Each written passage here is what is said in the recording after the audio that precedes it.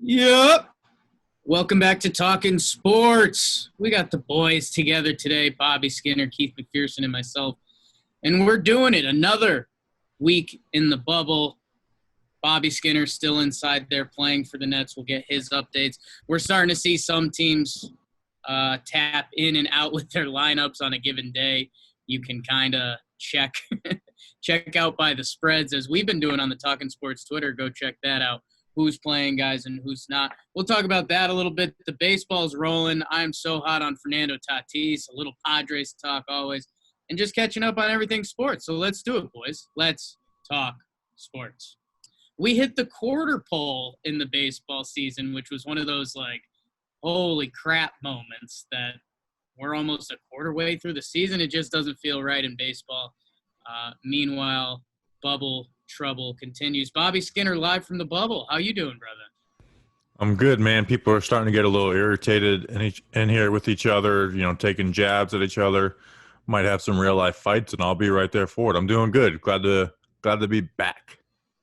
Yeah, didn't Kyle Lowry say his room number at someone? Did Which he say is like so funny 836? because Kyle Lowry is so not about that life. Keith Aaron McPherson. Gordon. Yeah, man. Aaron Gordon and Kyle Lowry were going at it a little bit, and he throws that room number out there. It's like, you're not like that. If Aaron Gordon actually knocked on your door, you wouldn't answer that. So They probably end up playing video games or something. Like Aaron Gordon's a big dude, but neither of those guys. I mean, come on, Get out of here. That's all Especially for the court. Lowry. That's all for the TV cameras. When they're off camera, they're not really like that. Yeah. So that's kind of what's going on. We saw Damian Lillard. Where do you guys land on this, Keith? I think out of you, me, and Bobby, I think you love this shit the most. Yeah. I see the smile start to peek up. Although I do love it, man. I'm such a big Dame guy. I casually, without even realizing it, I ended Wake and Jake on Friday, and I was just like, yeah, Lillard went off.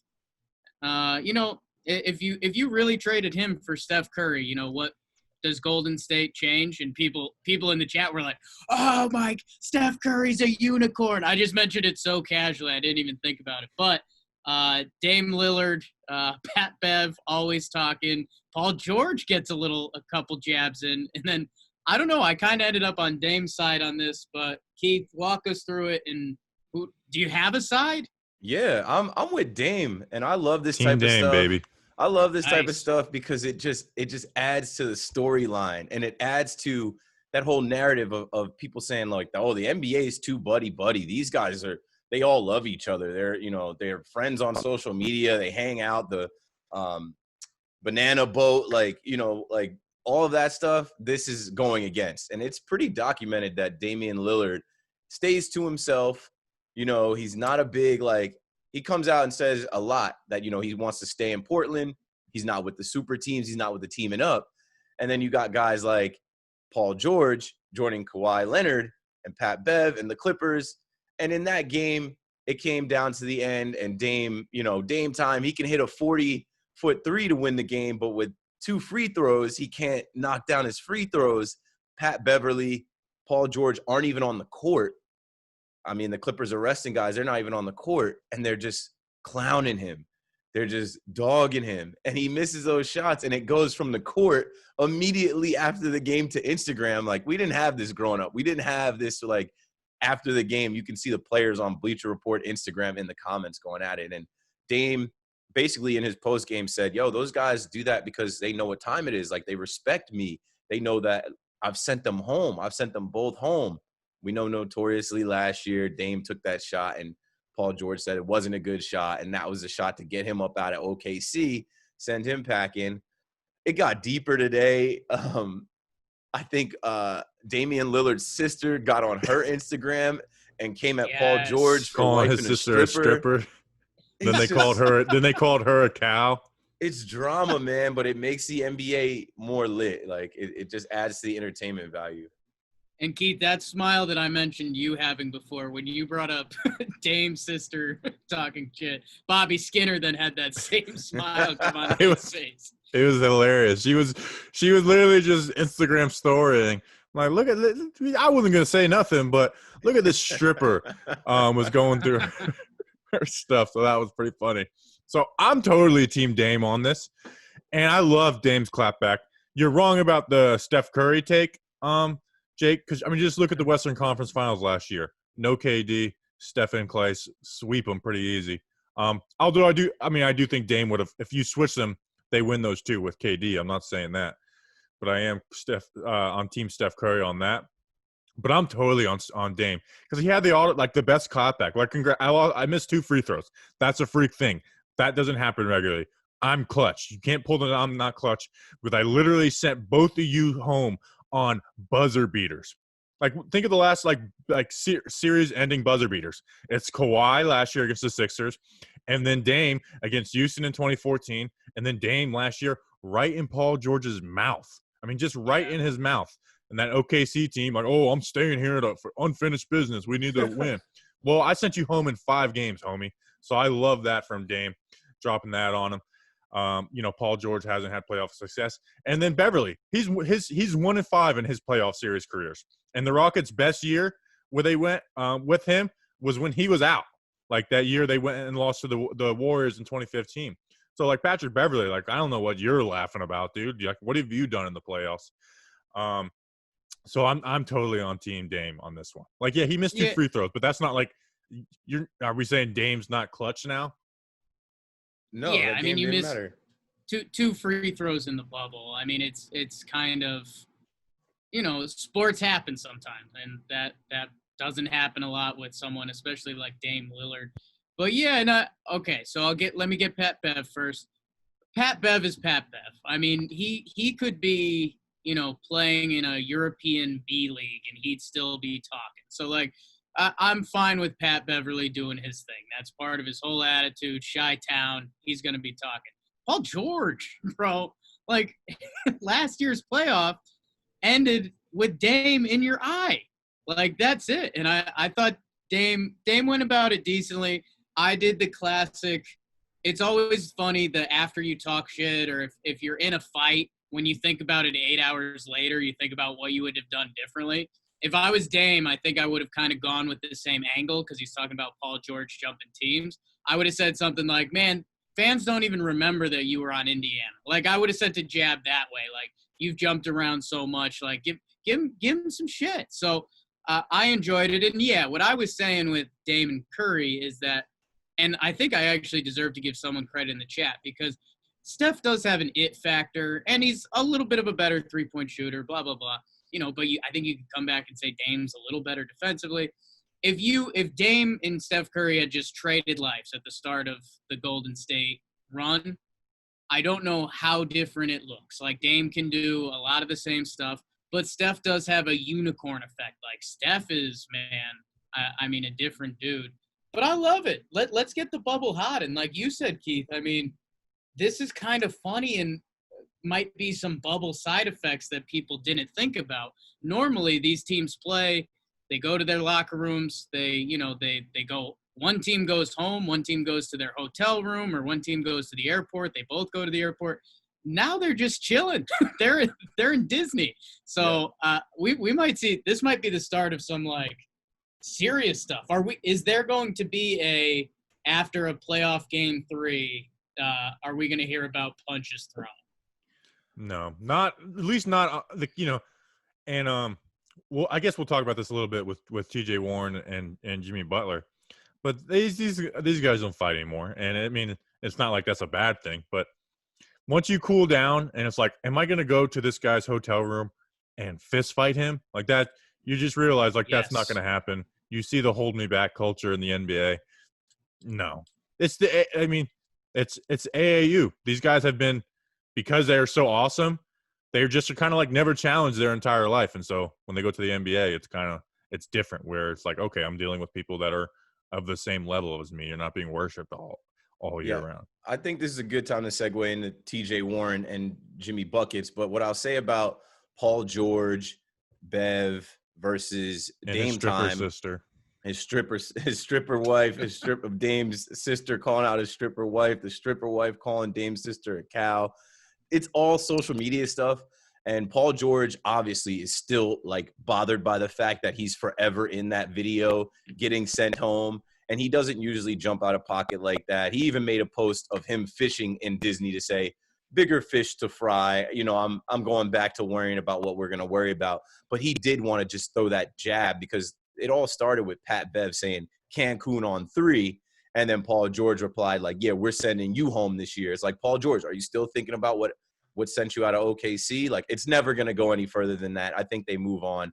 And these teams aren't going to see each other. But two teams that could see each other and will see each other tomorrow, well, Monday as this podcast comes out. I will say the Blazers are still in place to have that 8-9 two-game series too. So it's not like they're out of it now. They're not out of it, but yeah, we'll see where the chips fall. But I'm just saying, like, series-wise, I mean, it could happen, but I don't think it's going to happen that we see a series with the Clippers. And no, but like Bev's saying, like Cancun on 3, it's like, okay, but like we're he's still going to go to the position playoffs potentially. Yeah. I don't know. I don't think they do it, but we'll see. Like, and they would meet the Lakers. But what I'm trying to get to is TJ Warren and Jimmy Buckets. The Heat and the Pacers are looking like they're going to match up, and we have that game August 10th, Monday night. And Jimmy Buckets hasn't played in the last like 3 games, but you had to know that he was going to come back for this one. You had to know after all the talking he did, this guy can't check me. He's not in my league. If I was his coach, I wouldn't put him on me. Like, he can't guard me. We're about to see that tomorrow night, Monday. And I'm tuned in. I've had it circled for weeks. What's crazy is that's going to be a series when the playoffs start because they're in the 4-5 matchup. If you go back and watch that, here's my when did Kevin Garnett start the hey, instead of us actually fighting, we're just going to bump our heads together and like basically kiss? I've never understood why NBA players do that. I love the head hug. I have some buddies that would be like if they were drinking and getting heated, they'd head hug, and it was beautiful. It was beautiful. I think it's a sign of male idiocracy, just testosterone or whatever. I love it. Like, what's more intimidating than just rubbing your head with another man? I feel like that is a nonverbal way of screaming, please come and hold me back, because you just get like, all right, like we're not going to fight, but we're going to just stand next to each other. Hurry up and hold me back. I feel like that's what the head hug is. Neither one of us are going to throw the first punch, but we're going to get as close as humanly possible without throwing a punch. It's so weird. I mean, they kiss. I was going to say, have we had lip-to-lip contact during a head hug? I feel like somebody in recent years got noses. There was one. I can't remember who it was, but I can't remember who it was. I remember there was one, though. Okay. Well, as we are a giant TJ Warren pod, I am so – well, okay. Here's what I have going on in my head. It was Tristan Thompson and David West. I love Jimmy Butler. I think Jimmy Butler is leagues. Okay, nice. I do think Jimmy Butler is in a different league than TJ Warren, although TJ Warren leading the bubble and scoring 34.8 points per game in the bubble. The only thing that I'm scared about is there was a quote, and again, I think I referenced this on here and I listened to it on another pod, but there were players saying that, like, you're going to see some dudes take a step to the next level because for whatever it is, when they get on the NBA court, they're not the same dude they are in a practice court. Like, when there's fans or when there's everything going on, it just doesn't happen. And TJ Warren could be the dude. I mean, he's leading the NBA in scoring right now. He looks good. I think Jimmy Butler might try to send a message, and I think Jimmy Butler is one of the guys in the NBA that can send a message.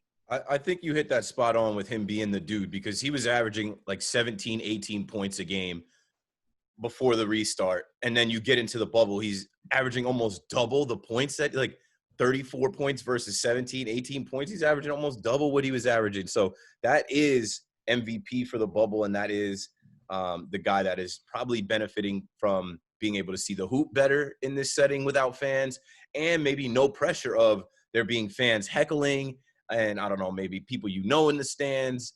Who knows? But what I will say is he wasn't scared of Jimmy Butler. Like, if you watch that video, and they've been running it now, you hear him or you see him mouth, he's like, I'll beat your ass.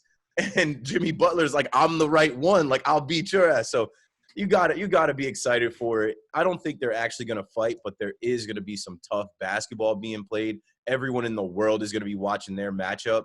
The refs know it, so they're gonna, the refs are gonna do what they can to keep it in check. But I think Jimmy straps him up. I don't think we see him put up like let's do this. How many points? Over or under 30 points for TJ Warren versus Jimmy Buckets on Monday. I'm going under. He's been averaging 33, 34. I'm going under. Maybe he'll get like 20, 25. But Jimmy's going to, one, take that shit very personal, and two, set a tone for the series. And the Heat have been playing well. So it's not just Jimmy Butler versus TJ Warren. You got to look at the rest of the team. That Indiana team is pretty much just TJ. The Heat won games without Jimmy Buckets on the court. They got other guys. So I'm going under 30 points for TJ Warren versus Jimmy Butler. I'm going under, but Pacers win. It just reminds me of last year. Remember when Ricky Rubio had like 28 points in the playoffs versus the Thunder, or maybe 2 years ago? And then Westbrook just spent the entire next game just D'ing up Rubio. It's like, what are you doing, dude? Like, you don't need to do that. I think Jimmy's going to do that. I think he's going to force some stuff on O. So I think TJ Warren is going to play a little smart. I got the Pacers winning, and then the under on 30 points. Where my brain goes, and again, I think this is, if you're not a Jimmy Butler fan, I think this is something you should still appreciate. He's probably one of the few dudes in the NBA that I think he's going to go at TJ Warren's neck. Like, think about everything we've heard about LeBron the past few years. And, okay, just dropping LeBron, that's too easy. But, LeBron during the regular season likes to play a lot of free safety. And, you know what, I'll guard the backup point guard and kind of help on defense. Like, I think Jimmy Butler, like, if he says he's coming for you, he's going to come for you. And, I mean, you got to at least respect that. And he's rested. He hasn't played in the last 3 or 4 games. So he's coming off rest. And that's what I'm saying. I circled this date on the last Talkin' Sports. I said, okay, TJ Warren, that's great and all, but August 10th, Jimmy Buckets is probably going to return and play in that game just for the matchup. And he's the type of guy, he lives for that. He's been waiting for months. The NBA world's been waiting for months. So I can't wait to see that one. That's good. And we kind of stumbled into it a second ago, and it's actually been kind of my favorite thing in the bubble / NBA conversation is that 8 seed in the West. We started dipping the toe into it a little bit, and the Zion, that was the whole story. They're going to find a way to get him in. The Pels, and then Memphis, Jaren Jackson Jr. gets hurt, and it's like, okay, they're struggling. Guys, I am rooting so hard for the Portland Trailblazers to be that 8 seed because I won't go full sports takey, but you can make an argument that their starting 5 right now is better than the Lakers. Like, obviously, LeBron and AD, you could do that dance all day, but the pieces around them compared to Dame, McCollum, Gary Trent Jr. getting buckets, Skinny Melo, and Nurkic, like, I get that a little bit of the factor of that team is video game, fun team, but also that team can play. They didn't have Nurk. Melo looks a little better. Gary Trent Jr. gets a little older. I don't know. I'm rooting for that, and I don't know if that is a little bit of I won't say I'm a LeBron hater, but I'm an MJ guy. So I don't know if that's a little bit of what's rooted in me, but that is my number one thing I'm looking for in the 8 seed right now. No, that'll be a fun series. And like you said, Zion, they're out of it. Once Jaren Jackson went out for Memphis, it's like, okay, I don't want to see them play in the 8 seed anymore. So I think hopefully it is the Blazers. Maybe the Suns. That would be kind of funny if the Suns end up in it. After us being like, why are they even bring the Suns here? 5-0, baby. 5-0. I'm rooting for the Suns. I'm glad you said that because the Suns are only a game behind the Trailblazers right now. They're 5-0 in the bubble. Devin Booker is dropping 30 points a night. Ayton looks good, man. He looks like he's stepping into a role. They've hit a different stride. This is the best they've played. It's a new decade for the Suns. They haven't played like this in years. I think they tweeted out they haven't had a 5-game win streak since 2014. They're a team that can get hot, and they're a team that you don't want to get in a game with where it's coming down to who's going to score the most points because they can run it up. And I think tonight we have Memphis versus Portland Sunday sometime during the day. I'm sure they're going to run all their guys out there and try and play tough. I think I took Portland in that one in our pick'em. I'm still in the lead in the pick'em. Hopefully holding that lead in the pick'em. But like I said, it's tough to know who's sitting guys, who's going to play halves, who's not. So I guess the pick'em stuff really, is over. But yeah, I like the Suns 5-0. That 8th seed, it's funny, like you said, Zion, no way, they dropped all the way out. The other rookie of the year, Ja Morant, he's most likely going to drop out. He doesn't got his guy Jaren Jackson with him. We'll see. It's going to shape up in this next week. This is a big week because in a week from tomorrow, the NBA playoffs start. And yeah, the Suns, man, I'm kind of rooting for them too, Keith. I mean, Devin Booker's a guy who obviously seems so skilled, and almost it feels like a lot of NBA dudes have kind of just shat on him because let's be honest. I mean, the Suns have been so bad. Like it's been deservedly so. But yeah, man, they outside of the bubble, I think they've won 7 out of 8. They're 5-0 in the bubble. I talked about Kelly Oubre Jr. He has taken a leap. He's fun. What do we got for what's their best starting 5? It's Rubio, Booker, Oubre Jr., Baines, Ayton, let me see. Saric, Mikal Bridges. Did you say Baines? I said Baines. Get the start for them? Yeah. Baines Ayton? That's tough. Yeah, Ayton's. No, they run Cameron Johnson. Campaign has been playing pretty good for them off the bench. Man, Campaign has been playing decently, and that How much do you think his parents giggled when they named him Cam? As much as I just did, I guess. I like it. Same amount of giggles. Good for the Suns. Be fun. Man, the Phoenix Suns. But yeah, I'm straight up rooting Portland. I think they could kind of give the Lakers hell. Funny to see if any of that old David Stern funny business might work its way in if the Blazers were actually giving the Lakers trouble, and maybe Silver tells the refs like, hey, give LeBron a little bit of help. I don't know. Anything else from the bubble? Keith mentioned our picks. We're tweeting those out every day on the Talkin Sports Twitter. Go give that a follow. Copy Keith's bets. You could have copied my bets at the start. I'm coming back to earth. Bobby. First game of the day, 8-1. Yes. I'll let you comment on that. Bobby, the only thing I'll say to you, and it was a topic on here for a little bit, and I think it's the team I've lost the most bets on, because you convinced me that people should respect and be scared of the Magic as the fourth best team in the East, and they have been horrible. They lost Isaac. What can I say? They lost one of their good players. Isaac was the guy. No, I dove too much into Orlando. Here's the team that I was trashing their broadcast, and you guys said I didn't like the team. I like the team. I just didn't like the broadcast. I'm back in on the Nuggets, man. I know like the number 3 team in the West is the discussion. Jamal Murray came back yesterday, and he looked really good in crunch time. You could tell he was dead, but like he was was closing stuff out for them. Jokic, which I love to see out of him, like when it mattered, he was going to the post and like just doing stuff at will. I mean, you saw him have that game time bucket at the end of the first overtime.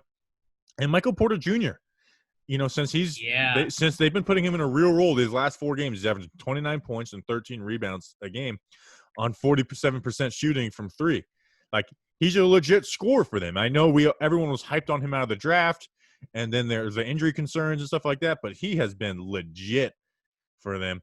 And Will Barton still isn't back. I mean, they seem to be playing really well, and I think they're the number 3 team in the West. I mean, that's where they're ranked. I've never been big on the Rockets. The Jazz are kind of in trouble, even though Donovan Mitchell is just like does special things. If you watched him at the end of that game, it was just nuts what he was doing to put the team on his back. But I mean, I got the Nugs as the number 3 team in the West going into this thing. I want to see Murray step up a little more. Like, I know he's still getting his legs under him, and like you said, he looked a little, fatigued towards the end of the game. And I feel like that's kind of been a thing with Jamal Murray a little bit. Like, I feel like I've seen him in fourth quarters be worn out, whether that's just, him still being young and getting used to the rigors of an NBA season or whatever it is. But I just feel like he needs to be the number 2. Or maybe it is like Michael Porter Jr.'s fully figured it out and taken the leap. But again, once you say that and you start thinking about number 2 options in the West, I mean, Michael Porter Jr., that it kind of can't be it. So I like Jamal Murray when he's right. I mean, that dude's different range-wise and what he can put pressure on a defense. But yeah, man, I'm glad that you've hopped back on the Nuggets bandwagon. No more Bol running the 2-guard spot. Yeah, Bol's just not playing, which makes sense for them. So I mean, I and as much like Jamal Murray, that was his first game back. I mean, he had big time shots in the end of that game. I was pretty impressed. But Donovan Mitchell on the other side, Utah's kind of a mess without Bogdanović. But he just like took over when they were down 4 and just kept on keeping them alive in that game. Yeah, he made one shot coming off of like an inbound screen. He just threw up a 3 that fell. He was getting to the hole. Like that game, I missed that game. I think you were tweeting like just watch the end of it. And I've seen the highlights and stuff. I tried to find a re-air and didn't. Man, like that is playoff level basketball. That was looking like a playoff game.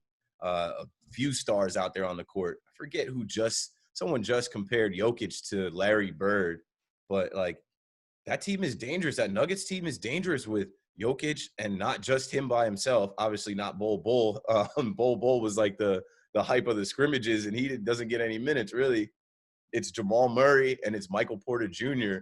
And those 3 guys are all a threat. Yeah, and Jokic is what no other team in the West has, is a scoring center. And I mean, he's having like 10 plus assists in most of these games. I mean, you saw just like, Marc Gasol would cause troubles for teams in the West back in the day. And he didn't have Jamal Murray and then Michael Porter Jr. There with them. I mean, Jokic is that X factor that nobody else has. And if there's a year for the X Factor to step up, I mean, you wonder if they end up drawing the Rockets at some point. What the hell does that look like?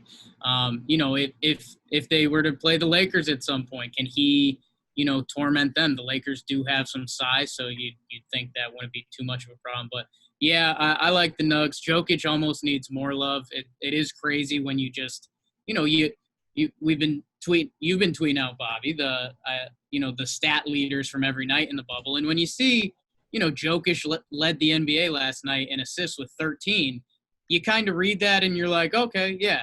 But you almost don't process the fact that he's a 7-foot monster that can also hit, like 30-footers.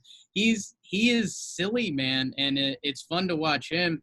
And I don't know if you guys want to go over to the other guy that's been lighting up the stats book. Is anyone buying Dallas stock? Like, is Luka just the sweet party trick at this point, but we don't think it gets them wins because their roster stinks, or what?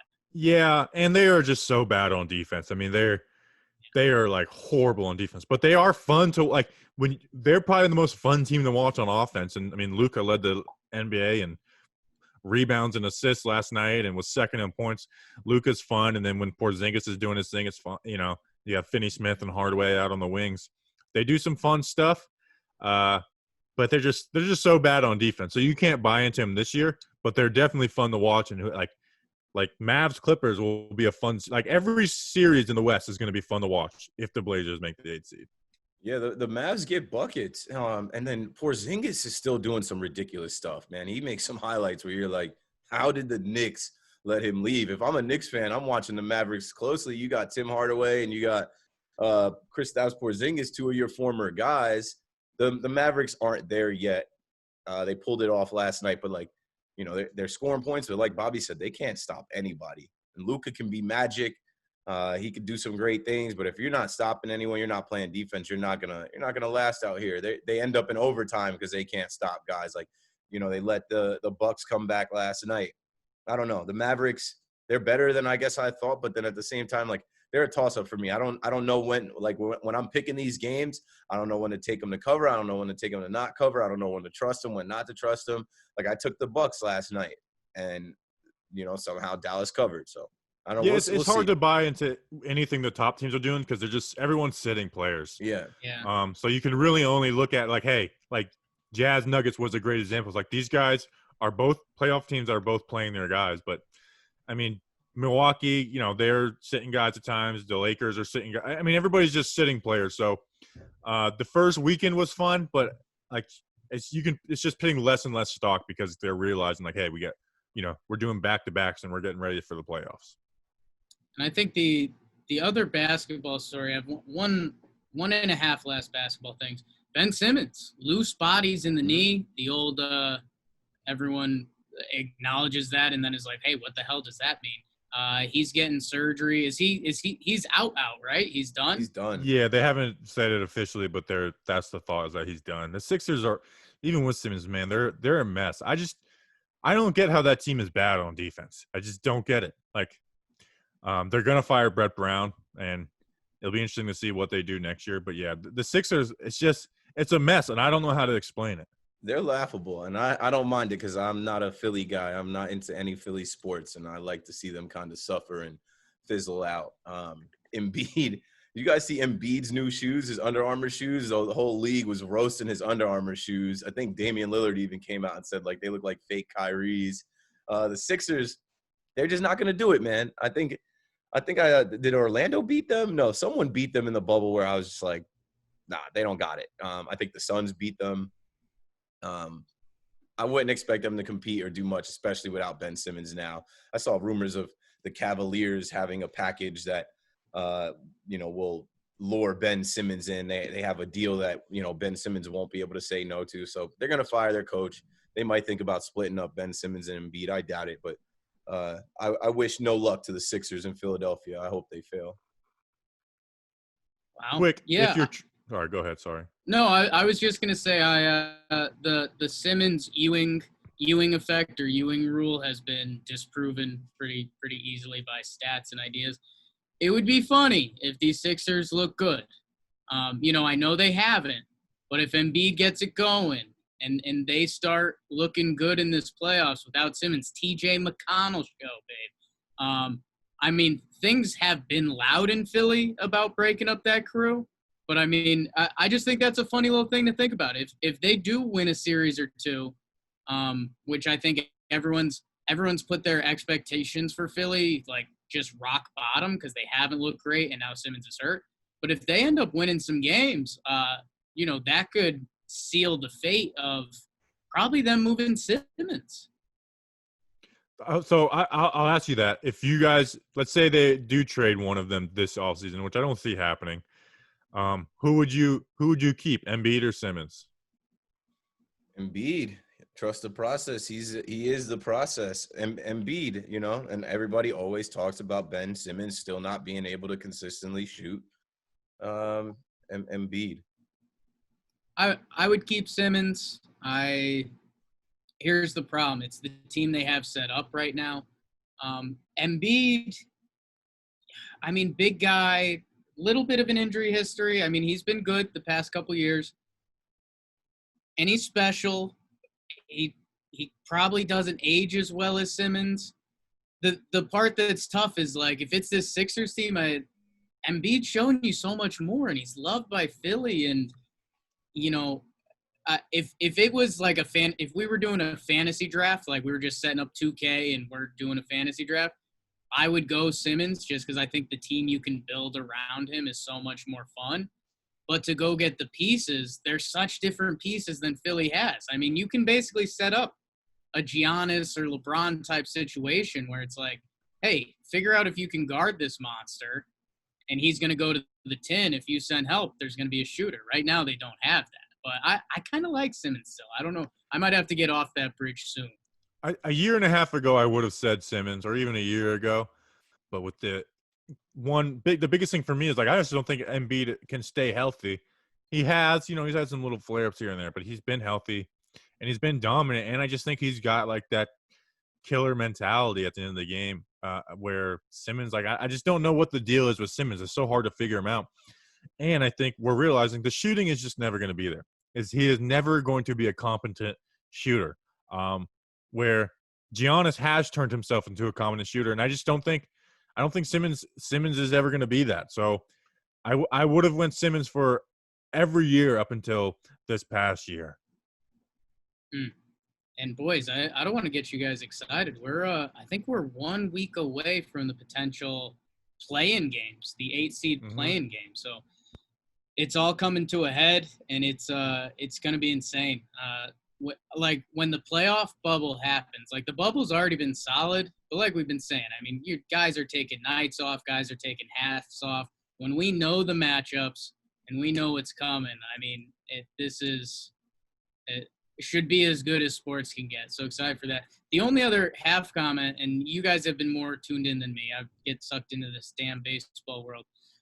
Have other players been watching games, like in the building? Because I thought that was supposed to be a thing, but I haven't seen it.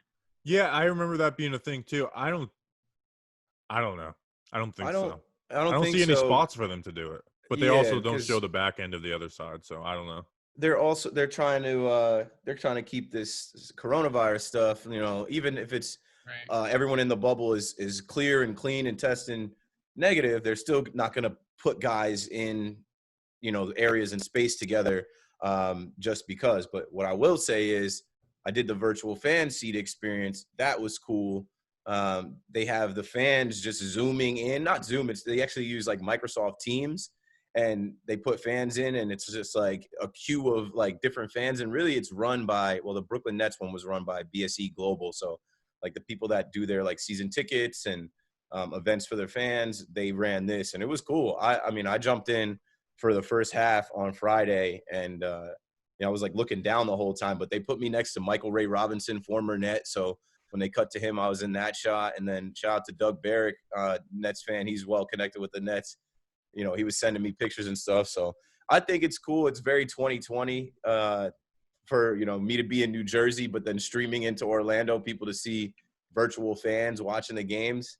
Maybe we could do something like that going into next season, because I really do think this bubble it's not going to be a one and done thing. I think we might start next season in the bubble. How hard was it to not flick off the camera when you were on TV?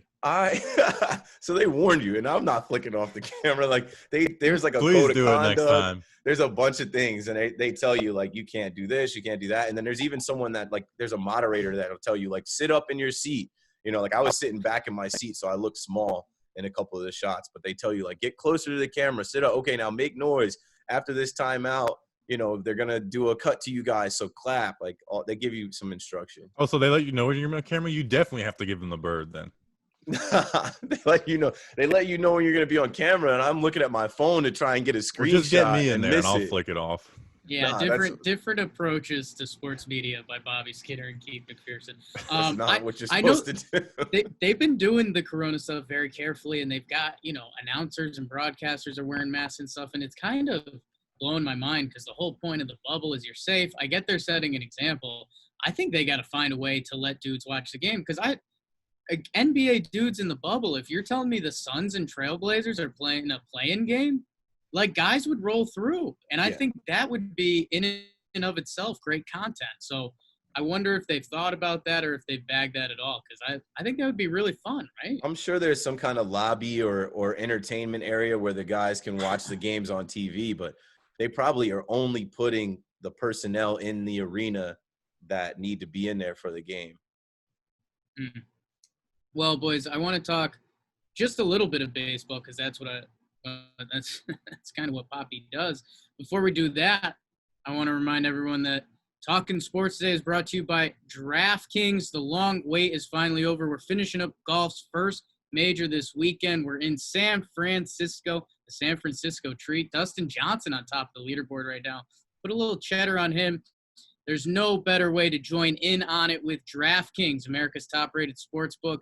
Celebrate the first major of the year. DraftKings is offering special odds and promotion all weekend, and all new users sign up with a $1,000 bonus. Every day of the tournament, DraftKings is boosting your profits by 30%. All you have to do is opt in, place a bet. Head to the app right now. Check out all they have to offer, including player props, day-by-day action, and even hole-by-hole live betting. As football season's clearing our sites, Bobby Skinner perks up. DraftKings Sportsbook has rolled out a season-long football pick and pool, $2 million in prizes up for grabs. Make your picks and watch the games unfold. Plus, DraftKings Sportsbook is a safe, secure, and reliable betting app. You can deposit and withdraw your funds at your convenience. Download the top-rated DraftKings Sportsbook app now and use code JOHNBOY when you sign up. For a limited time, all new users can get a sign-up bonus of up to $1,000. That's right. DraftKings Sportsbook is going all out with a sign-up bonus of up to $1,000. Just enter code JOHNBOY when you sign up only at DraftKingsSportsbook.com. Must be 21 or older, New Jersey only. Bonus comprised of a first deposit bonus and a first bet match, each up to $500. Deposit bonus requires 25 times play through. Restrictions apply. See DraftKings.com/sportsbook for details. Gambling problem? Call 1-800-GAMBLER. Boys, like I said, I've got kind of one baseball take that I was easing into, and now I'm just lost in. We could go all day, and, John Boy Media, we're in New York guys. Aaron Judge, he should be the face of the game. We've got a star in New York. He's incredible. Guys, Tatis is giving me Griffey Jr. vibes. He's special. He's second in baseball in home runs right now. He's incredible on the bases. He's incredible defender. His swag is, again, I'm your generic kind of short white dude with the buttons unbuttoned on a Hawaiian shirt. Swag's not necessarily my forte, but Tatis is just oozing it. It feels like Griffey, he's on the Padres in the West Coast. I don't know. I mean, that's kind of my mission statement. Like, do we need to do more to get this guy out there? Because I believe he is the future, but it's tough, man. Not a lot of people watch Padres games. Well, I mean, have we talked about Tatis on this show yet? Because I've talked about him. Enough. I feel like maybe I've talked about him on Twitter. But the guy is dripping from head to toe. Like, his swag is on another level. He's got the headband. He's got the dreads. And now they've got those new Padres jerseys, and he's making those jerseys look cool. I saw Eric M88. He was in San Francisco. No, not San Francisco. He was in San Diego. This is Tatis Jr. He's got the 23 jersey. I think I tweeted out there. I was like, don't be surprised if you see me in a Tatis jersey. I wear all Yankee stuff, but, like, this is the kind of player, like, you put his jersey on because he's just that good. And he's just, like, that good for baseball. Like, he is the swag champ. Before him, it was Javi Baez for me. He's taken Javi Baez's seat as the swag champ from head to toe. I love his game. I love how he just, like, he hits home runs and there are no doubters, and he's just in it. And it's crazy that he's doing it this year. There's no fans. A lot of times they're playing late where we don't need to see him. But, yeah, I think everyone in baseball needs to be talking about Fernando Tatis Jr. Yeah, I mean, I was looking at this guy the other day with his OPS of 1191. The guy's a baller, 7 home runs in 15 games. I've been preaching Tatis Jr. since he came up last year. I'm a big Tatis Jr. guy. He's awesome to watch play. And again, I was sitting there, maybe had a little bit of the medicinal stuff, and I was like, swag, West Coast, son of a player, like, pretty swing, man. Well, it helps when you're just hitting bombs. You can practice your follow through on it. But when he hits a home run, now he's got a nice little follow through. He takes a step. And I don't know, man, like, I'm almost, I need ideas to get this guy out there more, because the world needs to know. And it's been baseball's problem is marketing their stars. And I kind of got it with Trout. Like, yes, he's a generational talent, but, whenever they showed him off at an all-star game, they'd be like, Mike Trout, he loves weather. And that was my joke for a little bit. And it's like, cool, man, the kids are going to love this. And Mike Trout's not a swaggy guy. I think he'd be the first one to tell you this. Clayton Kershaw, a generational pitcher. He's sponsored by Skechers. Like, Tatis is the dude, and he needs to be out there. I have a question. Has the Mike Trout isn't marketable conversation become so rampant that he is now marketable? Like, now everyone knows about Mike Trout because we constantly are talking about how no one knows Mike Trout. The biggest thing Mike Trout did that, like, everyone saw was go to Top Golf and hit a ball like 700 feet or something. It's like, it's not even that he's not marketable. It's that, and it's perfectly fine. It's tough to be the greatest baseball player in the game, one of the greatest baseball players we've literally ever seen, and have that charisma and swag. That's kind of why we're looking at Tatis like, hey, this is early in his career. If this guy can keep it up and, like, walk the walk and talk the talk and look the look, everyone's got to know about him. Everyone's got to see him. He's going to get people excited about baseball. A lot of people on Twitter were going back and forth with Trout versus Judge as the new face of baseball. And I was saying, hey, these kids want 99 jerseys. They know Judge. They know All Rise. They might know Trout, but it's not the same. Like, Trout is great. but Aaron Judge hits bombs, and he hits bombs to win games. And, you know, he's getting back now. He looks better than he did in 2017. He's in the lead for home runs this year. He's looking like a front runner for MVP. These kids want to be Aaron Judge, not Mike Trout. And I guess, like, being in New York, that's the biggest factor. It helps. Being in Anaheim, that's tough. Let's not let Fernando Tatis suffer the same fate as Mike Trout because he's on the West Coast, especially in this weird year where, you know, we're getting these quick games and these games this season where, you know, they're not always on at 10 o'clock at night or whatever. I think, you know, between Jake and John Boy and Talking Baseball and, you know, who knows, maybe we can get him on Sequence. Maybe we can get him on Talking Baseball. He's the guy for baseball right now. Like, yeah, Aaron Judge on the East Coast, but on West Coast, if we're looking for a player to pump, a player to, you know, make sure everyone tunes in and sees, got to watch that guy. Let's have a baseball interview on Talking Sports. How about that? I like that. I'll bring a football player. You bring a baseball player. Keith, you bring an NBA player who played baseball. Start rotating dudes in. And also football. Yeah. Keith, get Deion Sanders. If it was that easy. Get Jeff Samardzija. Yeah, Keith, I think, well, going back to Bobby's, the Trout thing has gotten good because the MLB did do a marketing campaign that I forget what it was. Keith, you'll probably remember better than me, but it was Mike Trout in black and white, and he's like, you might not recognize me. You might not. But he basically says, like, I'm not cool and swaggy, but I'm pretty dope at baseball. And it was like, okay, yeah, not bad. And then, Keith, I think you just stumbled into what the advertisement needs to be. It needs to be an ad with the players. That needs to be MLB's, like, go-to ad. And it's Judge being like, you know, king in the East Coast. And then it cuts to Mookie, and Mookie's in L.A., and he's like, I did that East Coast thing. Let me try out the West Coast. And then it goes down to Tatis. And Tatis is like, I'm doing the West Coast thing too. You jump to Middle America. Maybe you hit Shane Bieber. By the way, pitching tonight on Sunday Night Baseball, Bieber versus Giolito, really fun matchup in the Central. Guys that strike out dudes with ease. I'm so interested to see that because it should be a fun primetime matchup.